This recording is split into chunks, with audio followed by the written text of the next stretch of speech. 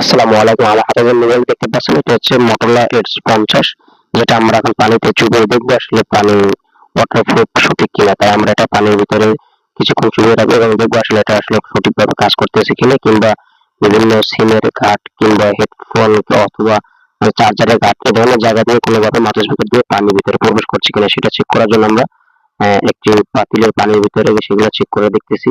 তো আমরা সবকিছু লাড়িয়ে ওলট-পালট করে বিভিন্ন ধরনের সিস্টেম করে টিপে দেখতেছি সব ধরনের কাজ ওকে কিনা। তো আসলে একটা ফোন কিনলে সেটা আসলে বিভিন্ন শখের হয়ে থাকে। অনেকে তো আসলে সেটা সঠিক কিনা কিংবা তারা মিছে কথা বলে কিনা সেটা পরীক্ষা করার ব্যাপার-স্যাপার রয়েছে। তাই আমরা সব ধরনের চেকআপ পরীক্ষা পানির ভিতরে গিয়ে দেখলাম যে না সবদিকে কিভাবে কি চলতেছে। মোট সার্ভিস যেটা দেখতেছি আসলে Motorola মোবাইল গুলো আসলে মোটামুটি খারাপ না। তবে Motorola Edge 50 এটা কিন্তু একটু পুরান মডেল, তবে তারপরেও এটা কিন্তু মার্কেটে প্রচুর চাহিদা রয়েছে। সব মিলিয়ে দেখলাম আমরা যে মোবাইলটি দিয়ে ভিডিও রেকর্ডিং করছি এবং যে এডিটিং করছি সেম যে মোবাইল দিয়ে পানি দেখতে পাচ্ছি চুবানো ওই মোবাইল দিয়ে পরে এডিটিং করা হয়েছে। তো মোট কথা হচ্ছে আমরা দেখতে পাচ্ছি সর্বদিক থেকে সবকিছু ওকে আছে, কোনো সমস্যা নাই। তো আসলে এই মোবাইলটা 1.5 লিটার পানির ভিতরে কমপক্ষে আধা ঘন্টা রাখা যাবে।